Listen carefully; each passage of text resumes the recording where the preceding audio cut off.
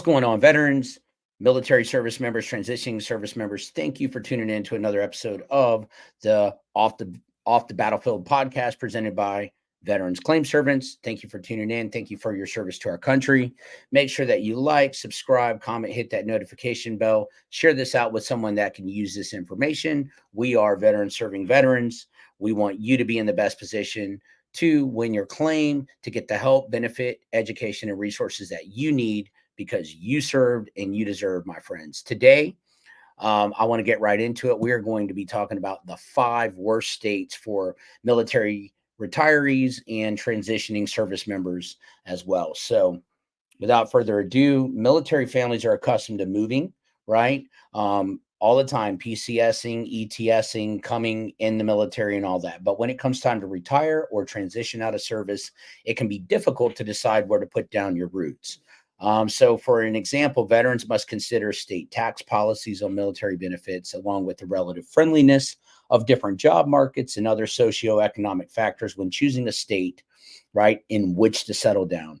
Many retirees also face major struggles because of their service-connected disabilities, including post-traumatic stress disorder, any physical disabilities that hinder you from getting employment, and homelessness. So, to help ease the burden of our nation's military community, right, I want to bring to you some of the worst states that you can move to and why, right? And Wallet Hub did a research and compared 50 states and the District of Columbia based on their ability to provide a comfortable military retirement, right? The analysis used a data set of 28 key metrics ranging from veterans per capita to the number of VA health facilities to job opportunities as well too for veterans. Those job opportunities are very important upon transition, right? Transitioning from military to civilian life isn't easy, right? But the best states for military retirees make that adjustment as smooth as possible and gives you more benefits and more bang for your buck,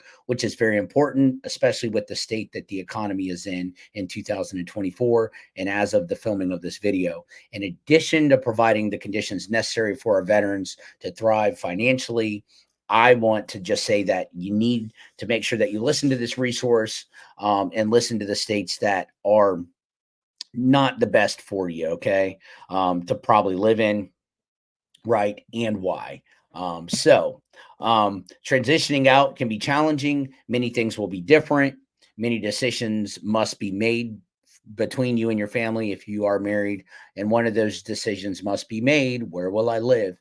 And again, making the wrong choice can not only impact your personal life, but also your opportunity for employment. Again, if you plan to work post military, depending on what has happened to you and if you have any disabilities and things like that.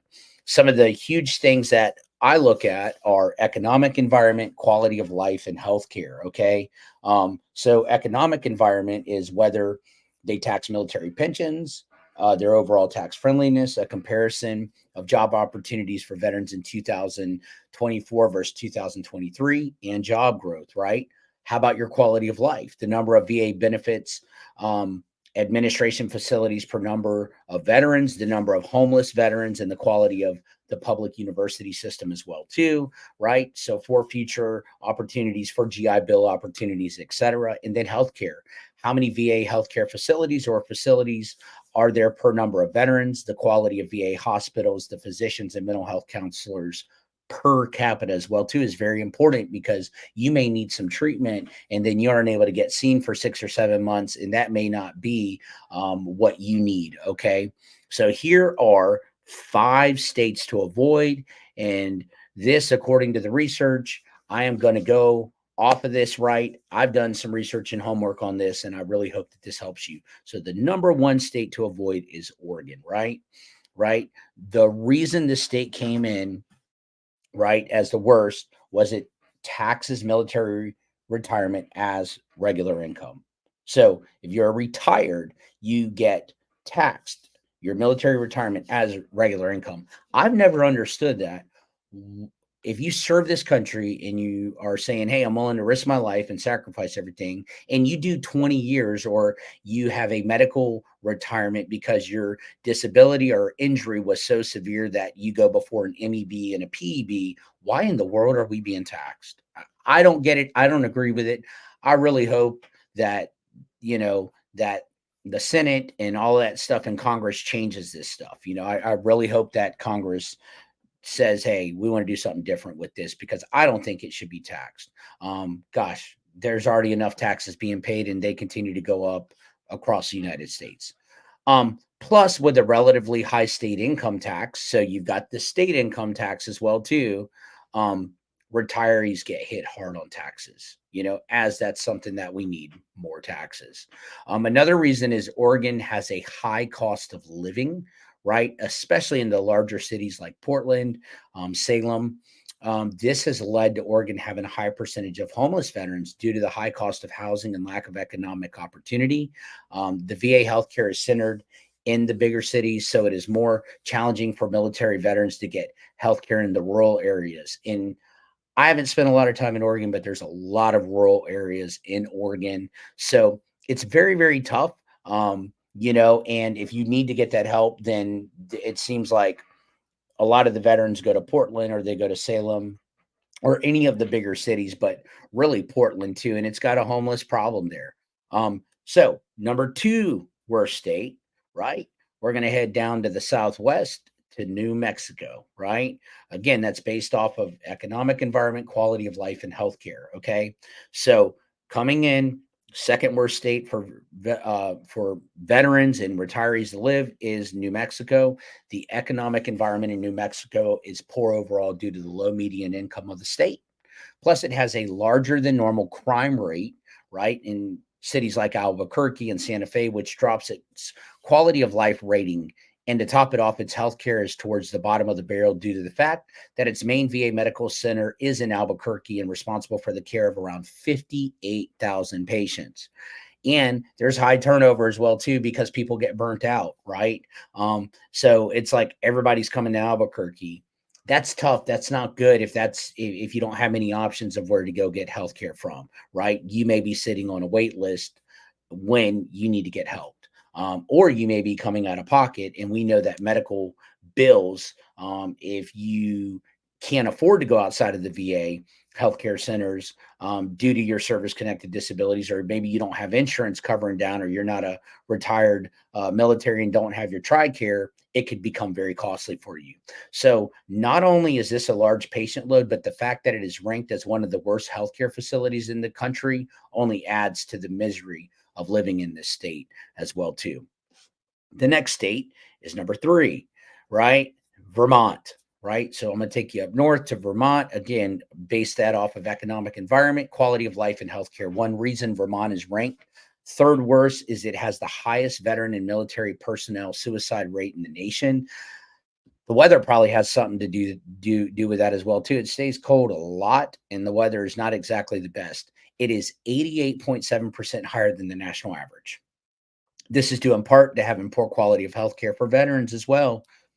The VA healthcare facilities are very limited and can require traveling long distances to receive treatment, especially if living in rural areas or in a rural area. And as we know, Vermont has a lot of rural areas. On the economic environment side, Vermont taxes military retirement again and has a high state income tax on top of all the other taxes they have, adding to a lower discretionary income at the end of the month when compared to other states that are more financially favorable towards veterans.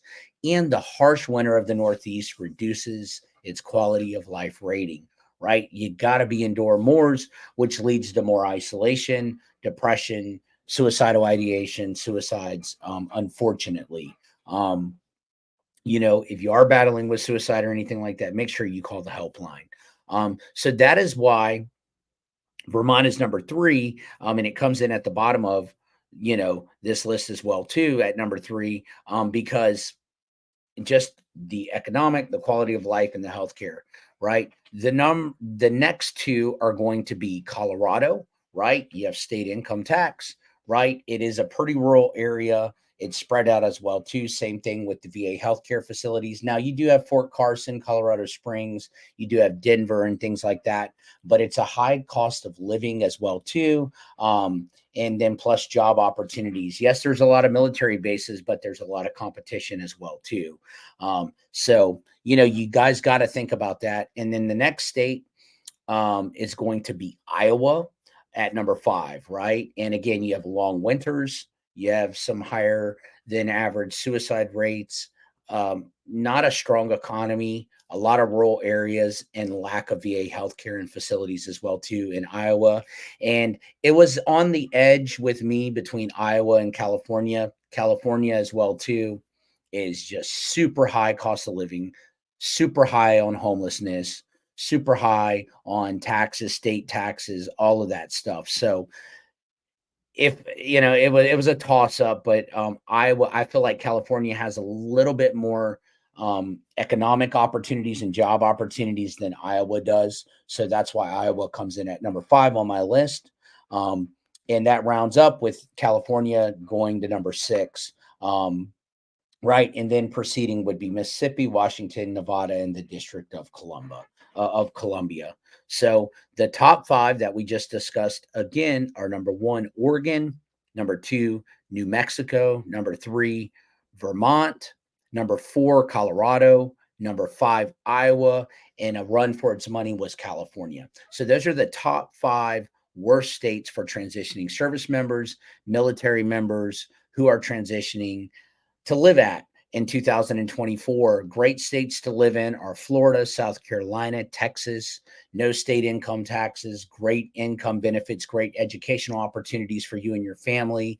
If you're a 100% disabled veteran, there is a slew of benefits, which we will get into each state as we start rounding that out. What benefits per state are offered to 100% disabled veterans and stuff. We will be doing that in future episodes. But thank you for tuning in today. Thank you for your time. Thank you for your service to our country. I hope that this has helped you and given you some good education and insight on some of the 5 worst states for retirees and transitioning service members if you are transitioning from the military member and service. Again, like, subscribe, comment, hit that notification bell, share this out with someone that can use this information, and make sure that you do your research, veterans, and are putting yourself in the best position for you and your family to get the benefits, education, resources, and best places to live for you and your family and the most bang for your buck. Thank you for your service to our country. Thank you for tuning in. And until next time, I am out. Peace.